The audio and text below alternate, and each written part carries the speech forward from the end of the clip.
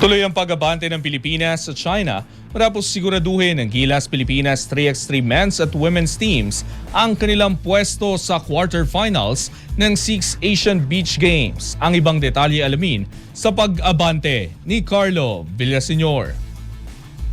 Pasok na sa top 8 ang Gilas Pilipinas 3x3 men's team sa kabila ng kanilang 14-21 na pagkatalo kontra sa Iran nitong Lunes sa Sanya Sports Center Gymnasium. Bagamat nabaon sa 2-1 na record na gawan sa kupin ng mga Pinoy ang top spot ng Pool A dahil sa mas mataas na total points na naipon nila laban sa China at Iran. Bumida para sa kupunan si Jeff Manday na kumana ng 8 puntos habang nag-ambag naman ng 6 na puntos si Nick Cabanyero para manatiling buhay ang pag-asa ng Pilipinas para makasungkit ng gintong medalya. Hindi na nagpauli ang Gilas Women's Squad matapos nilang walisin ang Pool C sa pamamagitan ng 21-15 na panalo laban sa Kyrgyzstan. Pinatunayan ni Mika Cacho, Tantoy Ferrer at Gabi Bande na depensang susi ng kanilang tagumpay matapos makabalik mula sa mailap na simula ng kalaban para makakuha ng sweep. Magiging kritikal ang susunod na hakbang ng men's team sa quarterfinals habang hinihintay naman ng women's team ang mananalo sa pagitan ng Kazakhstan at Macau. Sa kabila ng mga hamon sa ibang laro tulad ng Tech Bowl, nananatiling mataas ang moral ng mga Pinoy athletes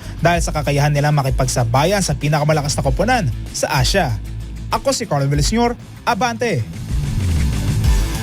Manatiling nakatutok sa Abante, sundan kami sa aming mga social media accounts at huwag kalimutang mag-subscribe sa aming YouTube channel, DWAR Abante Radio, para sa mga eksklusibong balita.